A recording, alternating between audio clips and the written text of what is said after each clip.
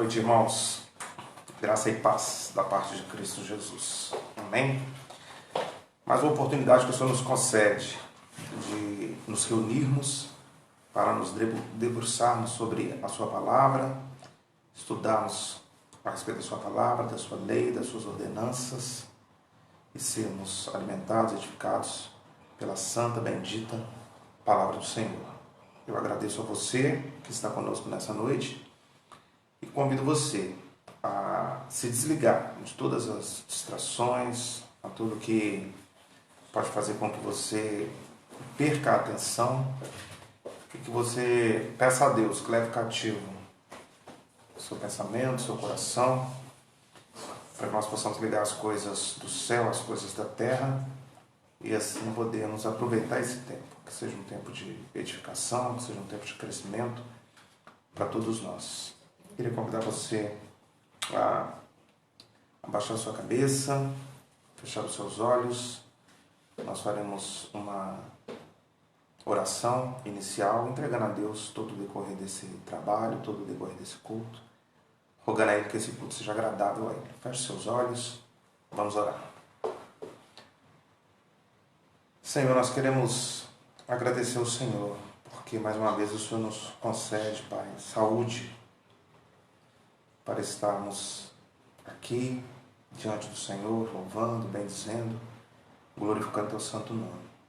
Nós sabemos que ao redor do mundo muitos não têm ainda, Deus, o conhecimento do Senhor, ainda não têm o temor do Senhor, mas aprove ao Senhor colocar no nosso coração a Tua bendita graça, a Tua bendita misericórdia e de forma irresistível nos chamar, nos justificar, nos adotar em Cristo, nos retirar das trevas onde vivíamos e nos trazer para a Sua maravilhosa luz.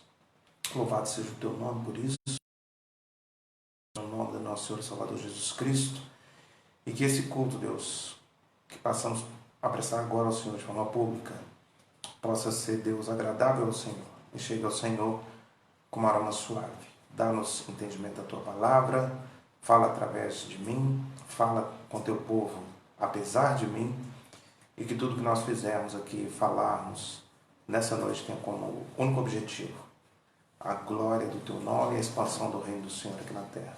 Essa é a oração que nós fazemos a Ti, no nome, no amor e pela mediação de Jesus Cristo. Amém.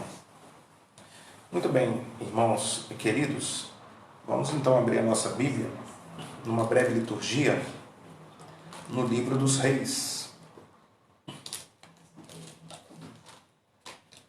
Primeiro livro dos Reis, capítulo 8.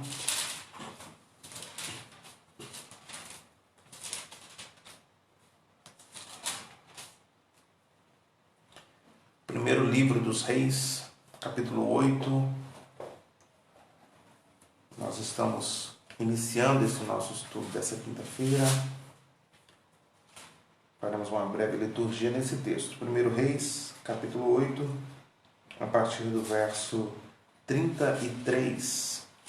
O texto sagrado vai nos dizer assim: Quando o teu povo de Israel, por ter pecado contra ti, for ferido diante do inimigo, e se converter a ti, e confessar o teu nome, e orar e suplicar a ti nesta casa, ouve tu nos céus, e perdoa o pecado do teu povo de Israel, e faze-o voltar à terra que deste a seus pais. Quando os céus se cerrarem, e não houver chuva, por ter o povo pecado contra ti, e orar nesse lugar, e confessar o teu nome, e se converter dos seus pecados, havendo-o tu afligido,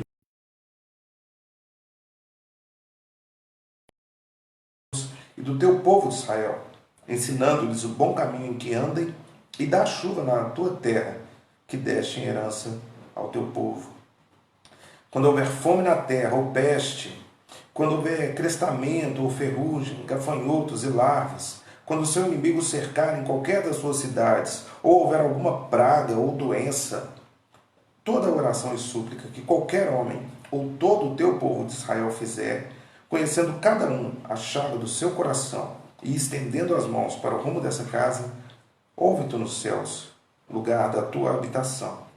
Perdoa, age e dá a cada um segundo os teus caminhos, já que lhes conhece o coração, porque tu, só tu, és conhecedor do coração de todos os filhos dos homens, para que te temam todos os dias que viverem na terra que deste a nossos pais.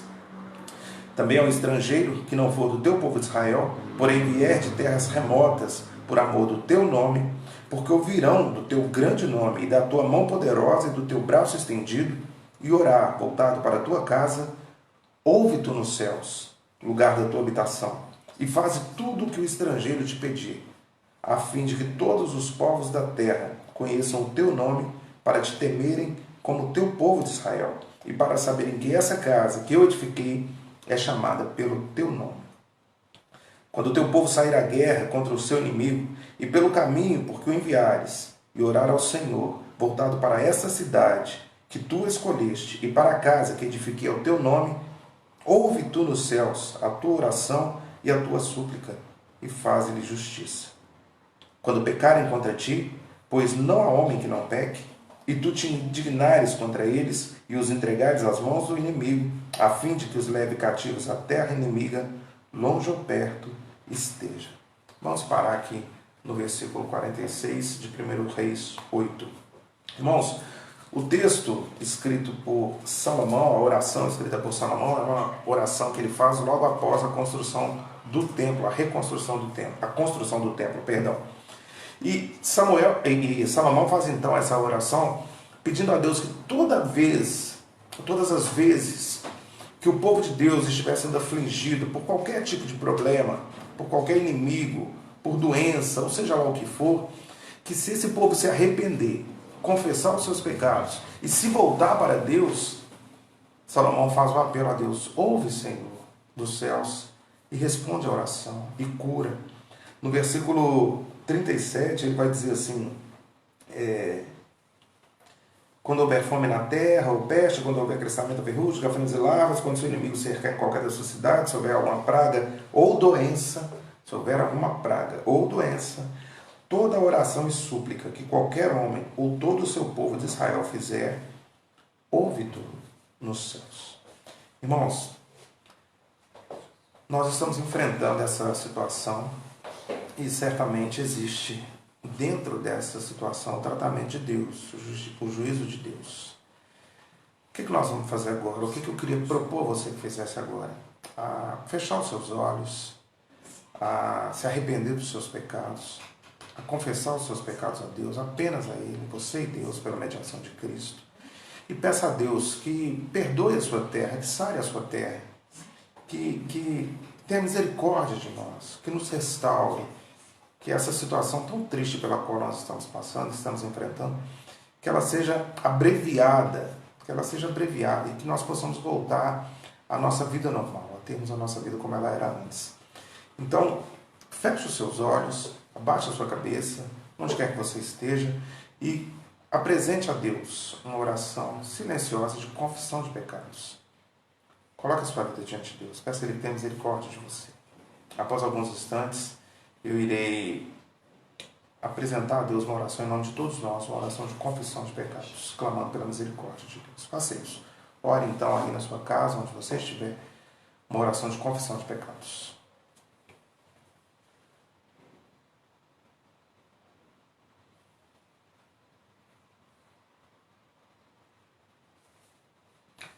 Pai, nós nos achegamos ao Senhor nessa noite com o coração envergonhado, porque nós temos pecado contra o Senhor, nós temos feito coisas que desagradam ao Senhor e queremos, Deus, colocar diante do Senhor a nossa miséria, a nossa falha, a nossa fragilidade. Deus, nós nos colocamos diante do Senhor com um coração sincero e por isso, Deus, cremos que o Senhor nos ouve dos céus, assim como o texto que acabamos de ler de 1 Reis, e mais que isso, que o Senhor nos perdoa dos nossos pecados. Se conosco, Deus, para que o culto que passamos a prestar ao Senhor agora de forma pública possa ser agradável a Ti, possa chegar ao Senhor como aroma suave e que o Senhor possa se agradar de nós. Sara a nossa terra, cura a cada um de nós Essa é a oração que nós fazemos no nome santo de Cristo Jesus. Amém. Muito bem, irmãos, uma vez perdoados os nossos pecados, queria convidar você a abrir a sua Bíblia mais uma vez agora no Evangelho segundo Mateus. Evangelho segundo Mateus, capítulo 5. Lemos um texto do Antigo Testamento, agora faremos a leitura de um texto do Novo Testamento. Mateus, capítulo 5.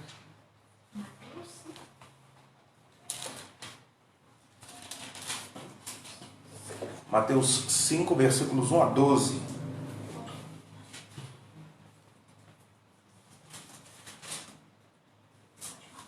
Mateus, capítulo 5, versículos 1 a 12. Diz assim a palavra de Deus. Vendo Jesus as multidões, subiu ao monte, e como se assentasse, aproximaram-se os seus discípulos, e ele passou a ensiná-los, dizendo: Bem-aventurados os humildes de espírito, porque deles é o reino dos céus. Bem-aventurados os que choram, porque serão consolados. Bem-aventurados os mansos, porque herdarão a terra. Bem-aventurados os que têm fome e sede de justiça, porque serão fartos. Bem-aventurados os misericordiosos, porque alcançarão misericórdia. Porque verão a Deus. Bem-aventurados os pacificadores, porque serão chamados filhos de Deus. Bem-aventurados os perseguidos por causa da justiça, porque deles é o reino dos céus. Bem-aventurados sois quando por minha causa vos injuriarem e vos perseguirem e mentindo disserem todo mal contra vós. Regozijai-vos e exultai, porque é grande o vosso galardão nos céus, pois assim perseguiram aos profetas que viveram antes de vós. Irmãos, nós vamos usar esse texto para um momento de gratidão e exaltação a Deus, porque é disso que se trata. O texto está dizendo que aqueles que são perseguidos pelo Evangelho, que aqueles que são injustiçados, que aqueles que têm fome de sede e justiça, que aqueles que choram, que aqueles que são humildes de espírito, que aqueles que são pacificadores, que aqueles que são perseguidos, a esses, ao final dos tempos, se alegrarão e exultarão, porque será grande o nosso galardão. Então, irmãos, é um momento de gratidão a Deus, porque aprova a Deus chamar a mim e a você para sermos famílias de Deus, para sermos parte desse grande povo que é perseguido pelo Evangelho, que certamente já perdeu amigos, que certamente já perdeu negócios, oportunidades, que certamente já perdeu, enfim, que choram, que clamam por justiça e que são injustiçados e que nem sempre são compreendidos. Será grande o nosso galardão no céu. Então, louve o Senhor por isso, porque a nossa breve e momentânea tribulação produz para nós peso de glória, alegria sem medida. Grande será o nosso galardão nos céus, é o que Mateus escreve aqui no versículo 12. Então nós vamos ter um momento agora de oração, de gratidão, de louvor a Deus. Eu queria convidar você aí onde você está, a mais uma vez fechar os seus olhos e elevar a Deus uma oração de gratidão, de louvor. E após alguns instantes, eu entregarei essas orações a Deus pela mediação de Cristo. Ore, eu também farei o mesmo daqui.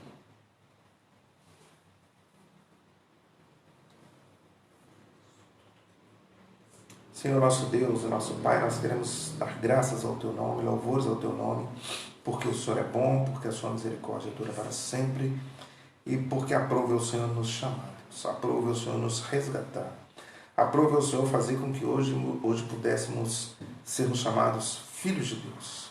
Muitas vezes injustiçados, muitas vezes, Deus, sofrendo por amor ao Evangelho, afastados muitas vezes de amigos, de familiares, mas nós sabemos, Deus, que existe uma promessa.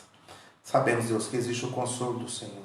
Sabemos, Deus, que existe uma urgência em se pregar o Evangelho. E aprove o Senhor nos chamar, todos nós, para essa tarefa, para esse trabalho tão louvável, Deus, que é proclamar o Evangelho do Senhor. Muito obrigado, Deus, por nos incluir nesse grande corpo, que é o corpo cuja cabeça é Cristo, o corpo da Tua igreja, a Tua noiva. Muito obrigado por ter achado graça em nós, Deus, por ter nos redimido, por ter nos justificado. Somos gratos ao Senhor por isso, Deus, pelo sacrifício de Cristo na cruz. Por isso te louvamos, te exaltamos, te agradecemos e fazemos isso no nome de Jesus. Amém. Muito bem, irmãos. Estamos agora, então, preparados para entrarmos no nosso estudo. Queria convidar você, então, a abrir a sua Bíblia no texto de Romanos, capítulo 12, que é o texto da nossa meditação nessa noite. Romanos, capítulo 12. Nós faremos a leitura dos versos 1 ao verso 8. Creio que nós não conseguiremos passar daí no dia de hoje. Então, leremos apenas os primeiros 8 versículos de Romanos 12. Eu farei a leitura. Os irmãos, por favor, onde estiverem, acompanhem com reverência, com temor. Diz assim a palavra de Deus. Rogo-vos, pois, irmãos, pelas misericórdias de Deus, que apresentei o vosso corpo por sacrifício vivo, santo e agradável a Deus, que é o vosso culto racional. E não vos conformeis com esse século, mas transformai-vos pela renovação da vossa mente, para que experimenteis qual seja a boa, agradável e perfeita vontade de Deus.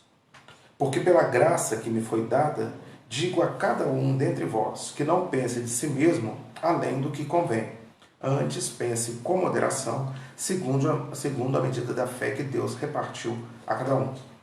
Porque assim como num só corpo temos muitos membros, mas nem todos os membros têm a mesma função, assim também nós, conquanto muitos, somos um só corpo em Cristo e membros uns dos outros.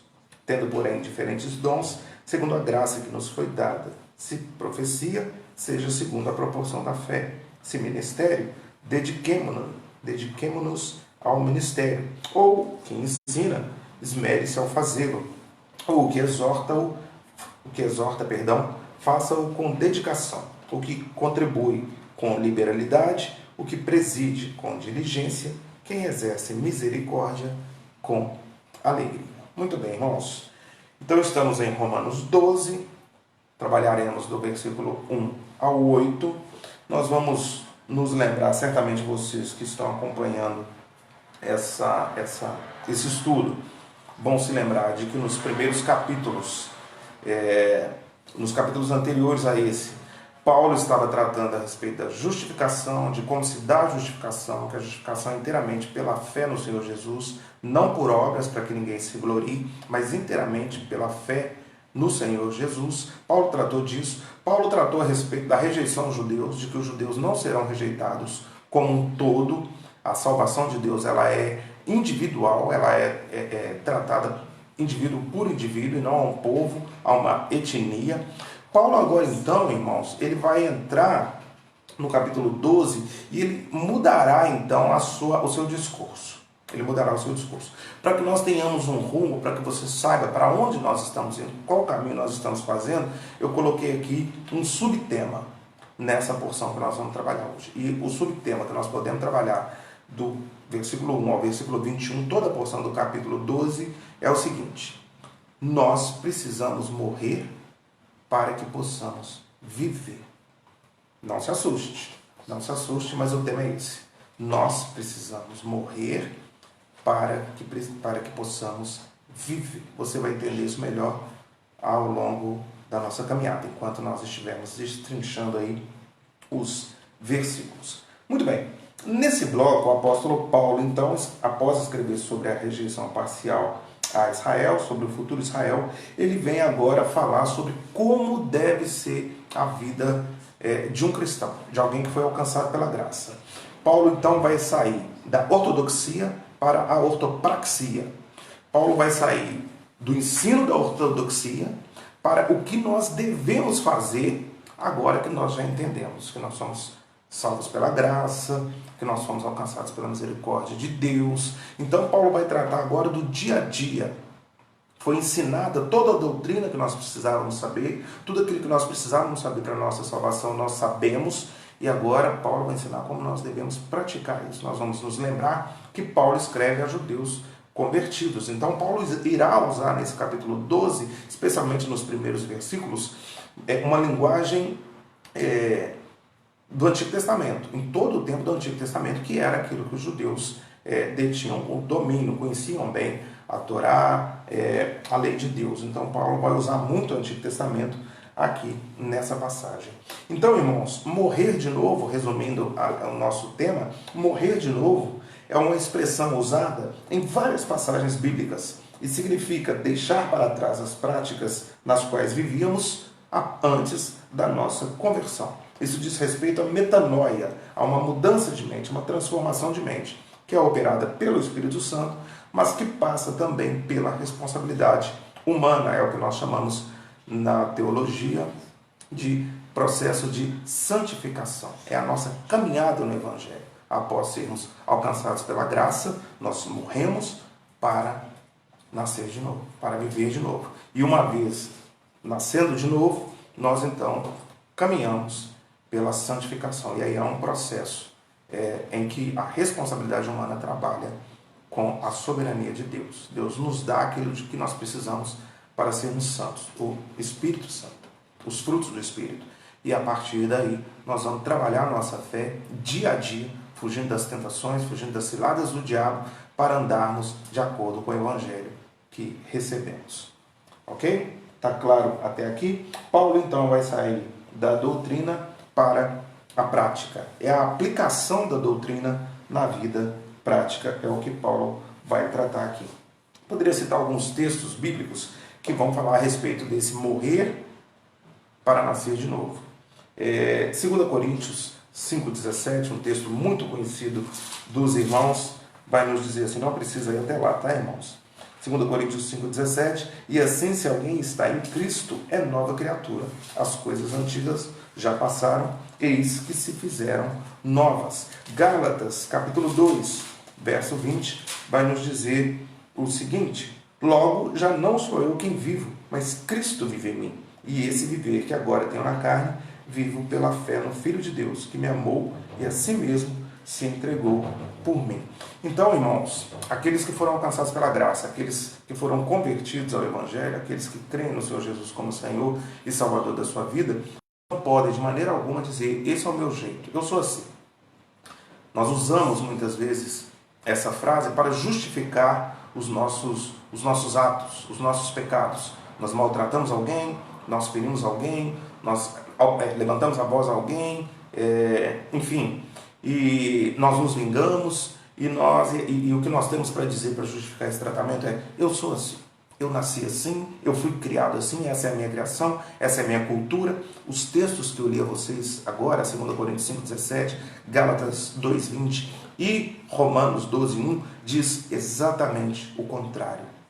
Exatamente o contrário. Aquilo que você era até a sua conversão morreu. Aquilo que você era até a sua conversão não existe mais. Necessariamente você precisa ser nova criatura.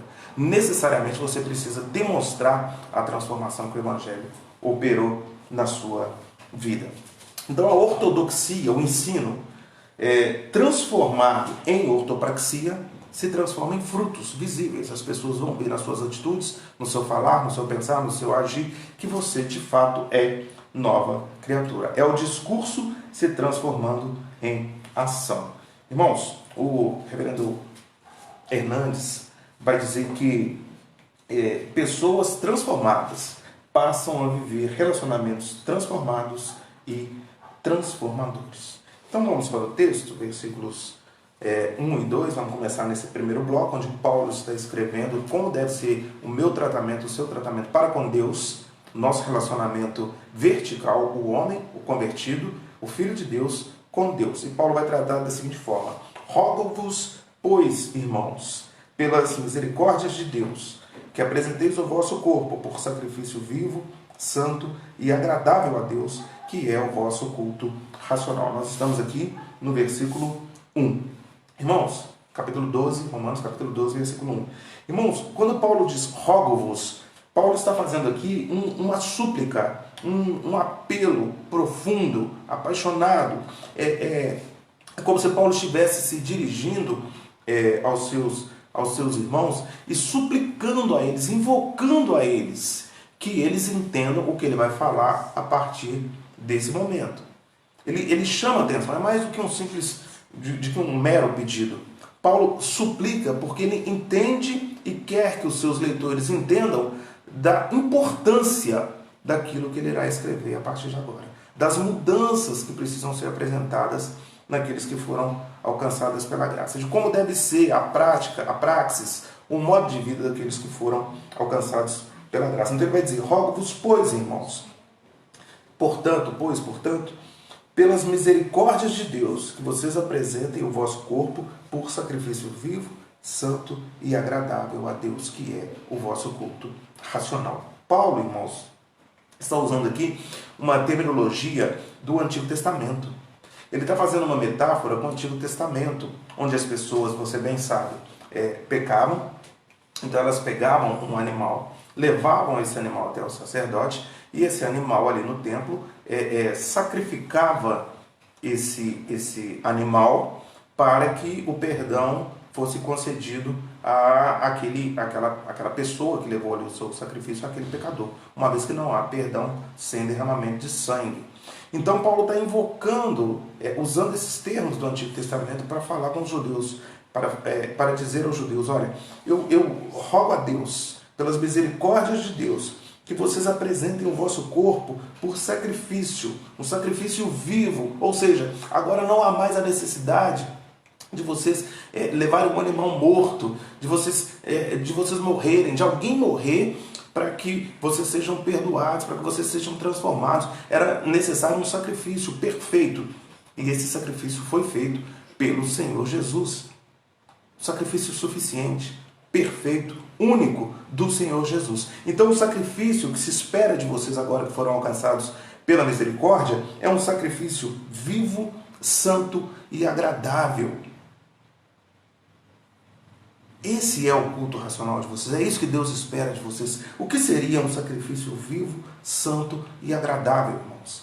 Assim como no Antigo Testamento o povo de Israel levava um animal morto para ser sacrificado e obter perdão, o que Paulo está reivindicando aqui dos judeus convertidos, gentios convertidos, e de mim e de você que somos crentes no Senhor Jesus, é que nós nos apresentemos a Deus, que nós nos entreguemos a Deus. Os animais, irmãos, que eram entregues para o sacrifício, para perdão dos pecados, para serem queimados, totalmente queimados, e essa fumaça então subia aos céus e era agradável a Deus, aquele sacrifício que era prestado a ele. Pois bem, esses animais eram os animais perfeitos, eram os melhores animais, as primícias do rebanho que eram então levadas aos sacerdotes para que eles fizessem esses sacrifícios. Paulo então está usando essa terminologia para dizer a mim e a você, aos judeus da época, aos leitores originais, e a mim e a você: olha, é preciso que vocês entreguem o que há de melhor em vocês para Deus. Esse é o sacrifício que Deus quer de você. Então, irmãos, Paulo está dizendo aos judeus que Deus não quer o que eles têm de resto para entregar a Deus. E quando eu falo resto, em todas as áreas da vida, Deus não quer e não precisa e não aceitará o resto do nosso tempo, o resto do nosso vigor, o resto da nossa energia, o resto da nossa adoração. O nosso Deus é o dono de todas as coisas. Ele não aceita, não aceitará os nossos restos. Ele não aceitaria um animal coxo, um animal cego para sacrifício, assim como ele não aceitará o resto do que eu e você temos para oferecer a ele, para entregar a ele. Então Paulo está dizendo: olha, o que Deus espera de vocês, pelas misericórdias de Deus que alcançaram vocês, é que vocês entreguem a ele, é que vocês entreguem como sacrifício a ele o vosso culto racional, um sacrifício vivo, santo e agradável. Toda a nossa vida, meus irmãos, o que há de melhor em nós, tudo aquilo que nós pudermos entregar, tudo aquilo que nós tivermos para entregar, que nós entreguemos a Deus e entreguemos agora, não amanhã, não quando nós tivermos tempo, não quando nós não tivermos coisas melhores a fazer, mas agora, na sua inteireza, nós entreguemos o nosso coração, nós entreguemos a nossa saúde, entreguemos o nosso corpo, entregamos a nossa mente, o nosso espírito totalmente para Deus, como um sacrifício que agrade a Ele, que seja agradável a Ele. Irmãos, quando Paulo escreve pelas misericórdias de Deus, quais seriam essas misericórdias. Do que Paulo está tratando aqui? Paulo está tratando aqui, irmãos, das misericórdias que Deus havia concedido ao povo judeu, da misericórdia que Deus havia concedido aos gentios que se converteram ao Evangelho. Que misericórdias são essas? Vamos relembrar rapidamente. Capítulo 8, se você voltar 2 páginas aí na sua Bíblia, capítulo 8, a partir do verso 28. Sabemos que todas as coisas cooperam para o bem daqueles que amam a Deus, daqueles que são chamados segundo o seu propósito. A partir daqui do 29. Porquanto aos que de antemão conheceu, também os predestinou para serem conformes à imagem de seu Filho, a fim de que ele seja o primogênito entre muitos. Então aqui Paulo vai dizer quais foram os retratos, as demonstrações dessas misericórdias de Deus para com o povo judeu, para com os gentios que se converteram, para mim e para você. Quais foram? Como foi expressada, demonstrada essa misericórdia de Deus para conosco? Pela predestinação. Aqueles que ele predestinou, a esses também chamou. Então nós fomos escolhidos, predestinados, destinados antes para a vida eterna. Antes que fizéssemos qualquer coisa, irmãos. Antes que estivéssemos no ventre de nossa mãe. Fomos predestinados. Antes da fundação do mundo. Fomos predestinados para sermos filhos de Deus. Fomos predestinados para a vida eterna. Olha as misericórdias de Deus se manifestando aí. Então, a esses que foram predestinados, o Senhor chamou. Então, mais uma misericórdia, mais um traço da misericórdia de Deus para com a minha vida, para com a sua vida, para os judeus convertidos, para os gentios convertidos. Deus nos chamou, nos predestinou e nos chamou. Em algum momento da nossa vida, nós somos alcançados pela graça, nós somos chamados ao Evangelho, nós somos chamados para sermos feitos filhos de Deus. A esses que chamou, a esses também justificou. Ou seja, toda a dívida que nós tínhamos, que herdamos dos nossos primeiros pais, Adão e Eva, por conta da desobediência e rebeldia deles no Jardim do Éden, no princípio de todas as coisas, toda essa dívida que nós carregávamos, toda essa herança que nós carregávamos, essa dívida que nós carregávamos, Adão e Eva, nossos pais federais, herdamos a dívida deles, o pecado deles, a rebeldia deles. Então toda essa dívida foi paga. A esses que predestinou, também chamou, e aos que chamou, justificou. Não existe mais dívida. A justiça de Deus foi implantada em nós, foi imputada em nós, não existe mais dívida. E aos que justificou, a esses também glorificou, que será o próximo passo quando Cristo voltar, ou quando nós, depois de mortos, ressuscitarmos com os nossos corpos glorificados para passarmos a eternidade com o nosso Pai. Irmãos, John Stott, comentando esses 2 primeiros versículos, diz que nenhum culto é agradável a Deus quando é unicamente interior, abstrato e místico. O que a nossa adoração deve se expressar em atos concretos de serviços manifestados em nosso corpo. Um culto racional, sensato, cerimonial sim, mas principalmente espiritual. É isso que Paulo vai fechar aí o versículo 1, dizendo que o nosso culto deve ser um culto racional. Então o nosso culto não deve ser um culto místico. O nosso culto não deve ser um culto apenas sensorial, como alguns defendem, como alguns pregam. Nosso culto deve ser um culto racional, um culto lógico. Nós não fazemos da nossa fé muletas, como pregam alguns, como acreditam alguns. Nós cremos e nós temos provas daquilo que nós cremos, ou daquele em que nós cremos. Então nós devemos expressar a nossa fé, nós devemos cultuar ao nosso Deus de uma forma racional, de uma forma lógica, de uma forma que agrade ao nosso Senhor. Então, irmãos, o versículo 1, nós podemos fechar aqui. Rogo-vos, pois, suplico a vocês, pelas misericórdias de Deus, por aquilo que vocês receberam de Deus, em conformidade com aquilo que vocês receberam de Deus, que vocês apresentem o vosso corpo, que vocês levem, abre aspas, ao altar do Senhor, fecha aspas, o culto, o sacrifício, o que de melhor vocês tiverem para entregar a Deus como um sacrifício vivo, santo e agradável. Pois bem, é isso que se trata, versículo 1 e 2. O versículo 1. Versículo 2. E não vos conformeis com esse século, mas transformai-vos pela renovação da vossa mente, para que experimenteis qual seja a boa, agradável e perfeita vontade de Deus. Aí no versículo 2, irmãos, nós vamos entrar muito forte naquele subtema que eu dei no começo. Precisamos morrer para que possamos viver. Precisamos morrer para que possamos viver. Porque Paulo vai tratar aqui a respeito da nossa falta de conformidade com o mundo. E não vos conformeis com esse século. Não vos conformei. O que seria não vos conformar ou não nos conformar com esse século? Conformar aqui, irmãos, é se amoldar, é se ligar, é ter união com esse século. O que seria esse século? Esse século seria esse mundo, o sistema desse mundo, a maneira como esse mundo anda, aquilo que esse mundo prega. Nós sabemos, e a palavra de Deus nos diz, que esse mundo jaz no maligno. Então nós não podemos, de maneira alguma, viver em conformidade com as coisas desse século, aceitando as coisas desse século. Paulo está dizendo, então, aos romanos, as práticas mundanas com as quais vocês conviviam. Roma era um lugar extremamente promíscuo nessa época, por volta do ano 57, quando Paulo escreve essa carta.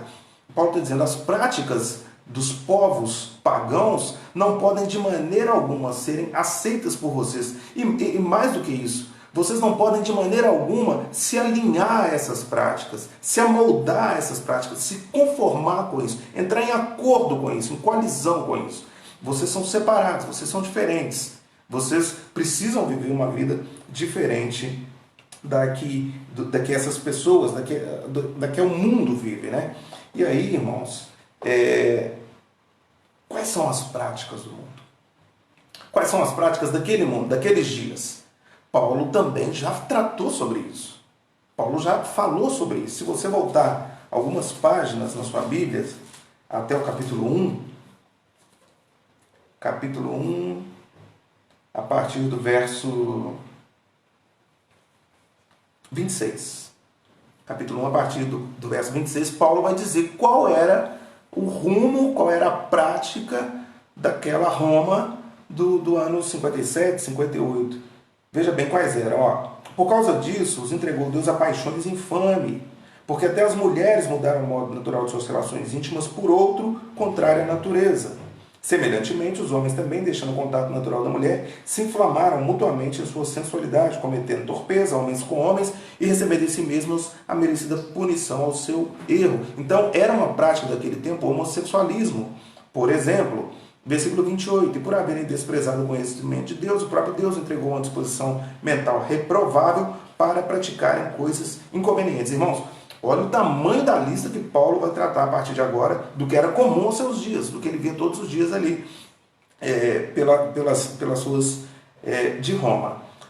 Injustiça, malícia, avareza, maldade, inveja, homicídio, contenda, dolo, malignidade, difamação, calúnia, pessoas aborrecidas de Deus, afastadas de Deus, insolentes, soberbas, presunçosas, inventoras de males, desobedientes aos pais, insensatos, pérfidos, sem afeição natural, sem misericórdia. Era com isso que Paulo convivia. Então Paulo está dizendo, olha, vocês não podem, vocês que agora são crentes, vocês que foram alcançados pela graça, vocês não podem se conformar com isso, com essas práticas, se amoldar a essas práticas. Irmãos, como é hoje, aí onde você está agora, na sua rua, no seu bairro, na sua cidade? Porque eu olhando para a minha realidade, essas práticas são comuns. Essas práticas são comuns. Elas estão acontecendo aí. Elas estão acontecendo nos dias de hoje. Então, nós não podemos nos conformar com isso. Nós não podemos aceitar isso. Nós não podemos aplaudir as práticas desse mundo. As práticas desse mundo são o humanismo, a extrema valorização ao homem, o hedonismo, o secularismo, o relativismo, tudo pode, não tem nada a ver, não há problema nenhum. E a Bíblia nos fala totalmente diferente, a mensagem da Bíblia é totalmente outra. O que a Bíblia nos diz é que todas as coisas não são lícitas, mas nem tudo nos convém. Então, quando Paulo escreve aqui que nós não devemos nos conformar com esse século, é uma verdade para aqueles dias, para os dias de hoje e para os dias que virão até a volta do Senhor Jesus Cristo. Nós não podemos e não devemos viver no curso desse mundo. Nós não podemos e não devemos viver de acordo com o que a mídia nos aconselha a viver. Nós não podemos e não devemos viver como a cultura, de uma forma geral, nos impulsiona a viver, nos impele a viver. Nós devemos, nós precisamos viver diferente. Nós precisamos ser separados, irmãos. Nós precisamos, nós não podemos ser confundidos com as pessoas do mundo. Observem isso, lembrem-se disso. Nós precisamos andar pelas ruas e as pessoas notarem que há em nós algo diferente. Algo diferente. Nós somos melhores do que as outras pessoas? Não, nós não somos melhores. Não há um justo, nenhum sequer.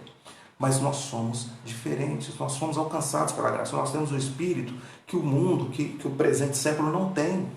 Então nós precisamos ser diferentes. Se você entra numa padaria, se você entra no mercado, se você está assentado na sua sala, na sua escola, na faculdade, seja onde for, você precisa ser diferenciado. Você não pode ser mais um na multidão. As pessoas precisam olhar para você, ou ao se relacionarem com você, elas precisam identificar que ali tem alguém diferente. Você já passou por aquela experiência alguma vez, de você estar em algum lugar e a pessoa encostar em você e dizer assim, você é crente, não é? Você é cristão, não é? Se você já passou isso, meu irmão, glória a Deus. Glória a Deus. Você entendeu o que é não se conformar com esse século. Agora, se você, no ônibus, na faculdade, na escola, no trabalho, quer seja onde você estiver, se alguém chegar para você, colocar o dedo aqui e falar assim, você é crente? Com essa atitude? Aí, meu irmão, você envergonhou o Evangelho, porque você foi confundido com a multidão. Nós precisamos ser diferentes, porque nós somos alcançados pela graça, porque nós temos o Espírito, nós temos os frutos do Espírito, amor, bondade, longanimidade, enfim, nós temos os frutos do Espírito dentro de nós, e nós precisamos alimentar esse fruto do Espírito dia após dia. Segunda parte do versículo, irmãos, eu já vi que nós não vamos conseguir chegar ao versículo 8, ok? Então nós vamos parar aqui no versículo 2. Logo depois da vírgula, na parte B do versículo 2, vai estar assim, mas transformai-vos pela renovação da vossa mente, para que experimenteis qual seja a boa, agradável e perfeita vontade de Deus. O que seria, irmão, transformar-vos? O que seria esse ser transformado? Irmão, o ser transformado aqui é aquela mesma ideia de Tiago 1,21. Despojar. É como se eu e você, como se os judeus da época convertidos, os gentios convertidos ao Evangelho, eu e você, é como se nós fôssemos despojados, como se nós tirássemos uma roupa e colocássemos uma roupa nova. É uma mudança radical, é uma metamorfose, é uma transformação, como o texto está dizendo. É você transformar através da sua mente, se transformar através da sua mente. É você, irmãos. E aí, por isso, eu coloquei aquele subtema, precisamos morrer para que possamos viver. É você morrer. É você morrer para você mesmo. É você permitir que morra os seus gostos. É você permitir que morra os seus pecados. É você permitir que morra aquelas coisas com as quais você se habituou, das quais você gosta, mas que não condizem com o Evangelho. E aí nós podemos colocar uma série de coisas. Nós podemos colocar, por exemplo, palavrão. Na boca de um crente não pode ter palavrão, irmão. Nenhum tipo de palavrão. Nenhum tipo de palavrão. O inimigo das nossas almas é tão sagaz que ele criou palavrões sociais. São palavrões que todo mundo está falando por aí. Todo mundo fala. É como se fosse uma coisa comum. Você vai, poxa, mas você falar um palavrão desse? Não, mas isso todo mundo fala. A gente usa até para... Não pode. Salmo 1. Não podemos. Na boca do crente, não. Então, isso serve para palavrão. Isso serve para piadinha com duplo sentido. Isso serve para alguns programas de televisão que passam e que a sua natureza... que a sua carne pede para você ver, porque você gosta daquele tipo de programa, confinamento e fofoca. Isso não é para o crente, irmãos. Isso não é para nós. Quando Cristo fala que nós devemos tomar a nossa cruz e segui-lo, quando Cristo fala que você precisaria abdicar de todas as coisas desse mundo para segui-lo, é disso que Cristo está tratando. São coisas que você gosta, inclusive, mas que você precisa abrir mão, porque elas não te fazem bem. Muito pelo contrário. Elas impedem o seu crescimento espiritual, elas te afastam de Deus. Então você precisa se afastar disso. Então ser transformado é você morrer para que você nasça de novo. É você se permitir morrer. É você olhar para aquelas coisas que você fazia e não fazer mais. E procurar não fazer mais. É muito difícil isso, irmãos. É muito difícil a gente conseguir fazer isso. Mas a gente faz isso dia após dia. É esse o processo de santificação. Mas certo é que nós precisamos matar o velho homem. Certo é que nós precisamos mortificar a carne dia após dia. E transformai-vos, que Paulo está tratando aqui no capítulo 12, é exatamente isso. Vou levar até você dois textos, eu vou levar você a dois textos que vão falar exatamente isso. Estão lá em 1 João, ambos no 1 João, capítulo 2, versículo 6, vai dizer assim, ó: aquele que diz que permanece nele, em Jesus, esse deve também andar assim como ele andou. Então, se você diz que permanece em Cristo, que é imitador de Cristo, que é seguidor de Cristo, que foi alcançado pela graça, você deve andar assim como ele andou. Está vendo então que você não pode mais palavrão, alguns programas de televisão, alguns sites da internet, alguns comentários maliciosos, maldosos, contendas, fazer contendas, criar contendas entre os irmãos, a tal da fofoca. Nós não podemos mais, porque nós devemos andar como ele andou, e ele andou puro, santo, sem pecado. Nós devemos andar assim. 1 João 2,6. Mas 1 João 2,15 também vai dizer isso. Não ameis o mundo, nem as coisas que há no mundo. Se alguém amar o mundo, o amor do Pai não está nele. Então, se você se conformou com esse século, se você está alinhado a esse século, andando junto com as coisas desse século, no curso desse mundo, naquilo que o mundo oferece, se você se conformou com isso, se alinhou a isso, está andando nesse ritmo, o amor do Pai não está em você. Você não experimentou essa transformação ainda. Há tempo. Então, irmãos, transformai-vos pela renovação da vossa mente. Você morre para que você nasça de novo.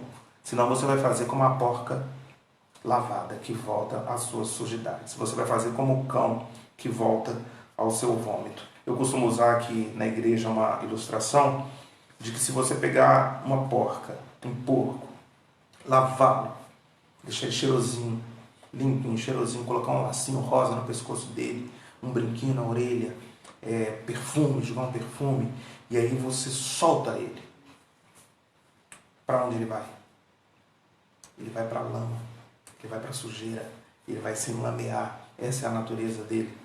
Então, toda vez que um crente, que um cristão, volta às coisas do mundo, às práticas do mundo, que estão lá na internet, que estão lá na sua televisão, que estão lá nos seus pensamentos, que estão nas suas práticas, nas suas conversas diárias, naquele olhar maroto que você dá às vezes, você está se revolvendo na lama de novo. Você voltou às sujidades, às sujeiras. É como ondas que vêm trazendo, né, as suas sujidades, e você ali se enlameando novamente nessas práticas. Então Paulo vai terminar aqui o versículo 2 do capítulo 2 dizendo: mas transformai-vos pela renovação da vossa mente, para que você experimente qual seja a boa, agradável e perfeita vontade de Deus. O que seria então experimentar a boa, agradável e perfeita vontade de Deus? É você se sujeitar ao seu Senhor. É você se lembrar que você é livre sim em Cristo, mas que você é escravo, porque você foi comprado por preço, e preço de sangue. Então é você se sujeitar ao seu Senhor. O que é se sujeitar ao seu Senhor? É o seu Senhor dizer para você: faz isso, e você fazer. É o seu Senhor dizer a você: você não pode fazer isso, e você não fazer. Você procurar não fazer. Você se envergonhar, você sofrer quando você fizer, quando você cair. Isso é se sujeitar ao Senhor. Então, através da renovação da sua mente, através do fato de você ter morrido e nascido de novo, através do fato de você se sujeitar à vontade do Senhor, você experimentará qual é a boa, agradável e perfeita vontade do Senhor para a sua vida. Você vai experimentar a direção do Senhor. Você vai experimentar a providência de Deus na sua vida, guiando os seus passos, dizendo a você qual o caminho você deve seguir. Ah, irmãos, quando nós chegamos a esse ponto, a nossa vida experimenta uma transformação. Porque nós paramos de bater cabeça. Nós paramos de procurar as curas, as soluções para os nossos problemas aqui e ali. Nós entregamos completamente a nossa vida ao Senhor, ciente de que o Senhor está cuidando de nós, de que o caminho que nós estamos traçando, trilhando, é o caminho que o Senhor quer que nós andemos. Quantas vezes, já estou caminhando para a conclusão, tá, irmãos? Já estamos encerrando. Quantas vezes eu e você fizemos escolhas erradas na vida? Quantas vezes eu e você andamos por caminhos que não deveríamos ter andado? Porque o Senhor muitas vezes nos mostrou que o caminho é esse. Lembra lá de Jonas? Nínive Tarsis, Nínive Tarsis. Quantas vezes o Senhor disse a você e a mim, o caminho que eu quero que você siga é esse? E nós dizemos a Deus, não, eu não vou, eu quero andar pelo caminho de lá. E Deus permitiu então que nós fôssemos.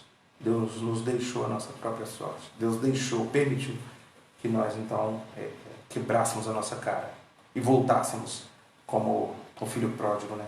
Arrependidos, de cabeça baixa, envergonhados, porque não seguimos a direção que Deus mandou que nós seguíssemos. Então, quando nós temos a nossa mente transformada, quando nós nos transformamos pela renovação da nossa mente, transformamos a nossa mente, pensamos nas coisas do alto, esquecemos as coisas dessa terra, nos ligamos às coisas do céu, procuramos viver uma vida de santidade, porque sem santidade, irmãos, ninguém verá a Deus. Então nós precisamos transformar a nossa mente para que nós possamos viver uma vida santa. Lembra lá de Josué, salvo engano, 5, quando ele diz ao povo de Israel, santificai-vos, porque amanhã Deus fará maravilhas no meio de vós. Josué sendo a boca de Deus. Então é isso, nós precisamos nos santificar. Esse processo de santificação é aquele no qual nós estamos passando, pelo qual nós estamos passando. E uma vez santificados, uma vez transformados, então aí sim, nós veremos a glória de Deus. Então, irmãos, não vou avançar, porque nós temos 5 minutos, e nesses 5 minutos nós não conseguiremos chegar até o versículo 8 de Romanos. Então, conseguimos trabalhar só o versículo 1 e 2, mas eu creio que foi um tempo bem investido, um bom investimento de tempo. Então, em resumo, para a nossa aplicação pessoal da minha vida, da sua vida, nós devemos, então, apresentar o nosso corpo a Deus como um sacrifício vivo, santo e agradável. Entregar a Deus as nossas primícias. Entregar a Deus aquilo que nós temos de melhor. Não precisamos mais nos entregar, não precisamos mais morrer, não precisamos mais fazer sacrifício, porque o nosso Senhor e Salvador Jesus Cristo já fez isso por nós.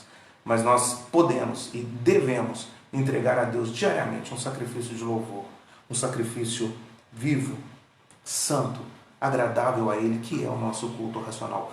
Todo o nosso corpo, o nosso espírito, a nossa mente, a nossa alma, a nossa saúde, o melhor momento do nosso dia, entregar como sacrifício a Deus. Fala, toma Deus, eu estou te entregando o que eu tenho de melhor. E não os nossos restos. E não aquela oração pela metade, quando nós já estamos morrendo de sono, né? Passamos o dia todo acordando, saindo da cama, nem lembramos que existe Deus, vamos tocando as nossas coisas ao longo do dia, e aí lá para as 11 da noite, quando vamos nos deitar, aí nós lembramos que existe um Deus, e vamos conversar com Deus, mas aí o cansaço, o sono nos vence, e fica para o dia seguinte. A mesma coisa a nossa leitura bíblica. Quando der tempo eu leio, quando der tempo eu leio. Nunca dá tempo, não é isso? Então nós devemos entregar as primícias, o melhor do nosso ânimo, do nosso vigor, da nossa disposição, do nosso tempo, das nossas primícias para o Senhor como culto a Ele. Então é disso que trata o versículo 1. Para a nossa aplicação no versículo 2, para nós encerrarmos, nós não devemos nos conformar com esse século, nos amoldar às coisas desse mundo, às práticas desse mundo, a sujeira desse mundo, a vida pecaminosa que esse mundo anda. Devemos nos afastar disso. Nós estamos nesse mundo, mas nós não somos desse mundo. Devemos viver uma vida de santidade, viver uma vida santa, uma vida que agrade a Deus, e isso virá através dessa transformação contínua, diária, pela renovação da nossa mente, deixando para trás as coisas que eram da nossa vida pregressa, de quando nós não tínhamos Deus, e vivendo agora uma vida totalmente voltada para agradar ao Senhor, uma vida para honrar o nome do Senhor, para glorificar o nome do Senhor e para fazer com que outras pessoas conheçam também esse Deus bondoso, misericordioso, fiel, justo, puro, santo, santo, santo. É disso que trata então os 2 primeiros versículos de Romanos 12.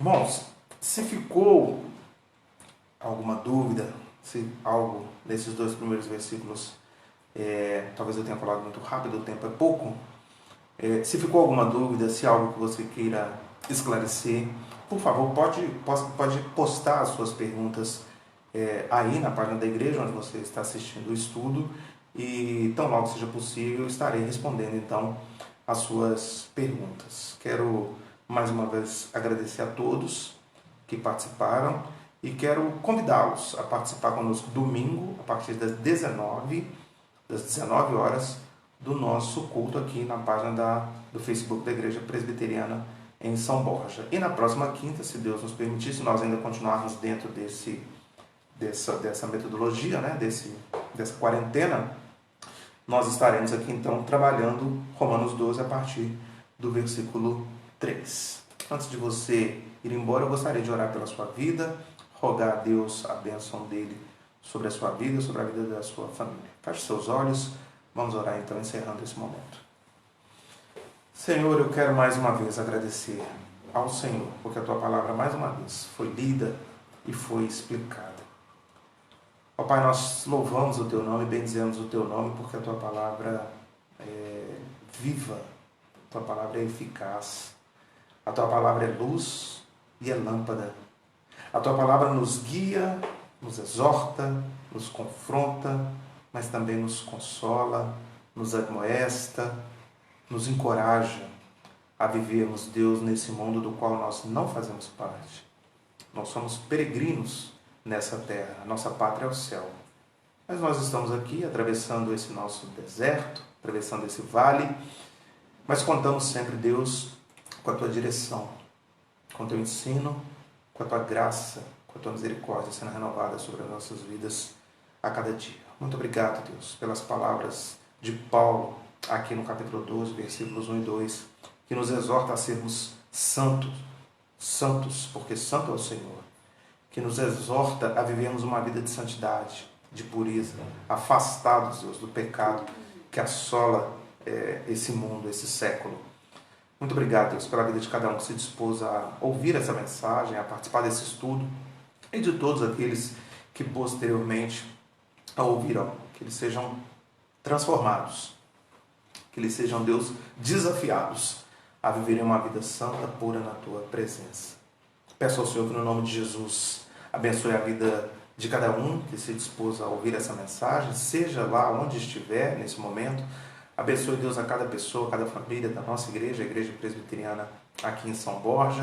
Abençoe a todos os nossos irmãos, teus filhos espalhados pelo Brasil e pelo mundo.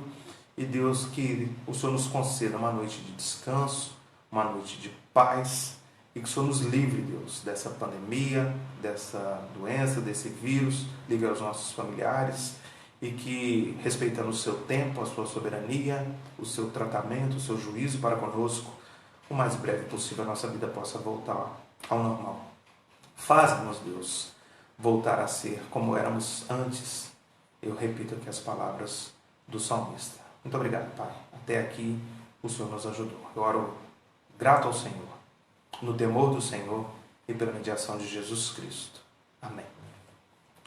Agora, amados irmãos, povo de Deus, que a graça do nosso Senhor Jesus Cristo, que o amor de Deus, o nosso Pai, e que as doces e eternas consolações do Espírito Santo sobre vós repousem, sobre vós permaneçam, capacitando-nos a viver uma vida santa, uma vida de transformação, de renovação, e entregando a Deus todos os dias um culto vivo, santo, que agrade ao Senhor, que é o nosso culto racional, que é a nossa vida totalmente entregue a Ele para o louvor da glória dEle. Que nós possamos aguardar assim então, ansiosos, jubilosos, a volta daquele que prometeu que virá nos buscar. E certamente se aproxima a sua volta. Maranata, vem, Senhor Jesus. Amém, amém e amém.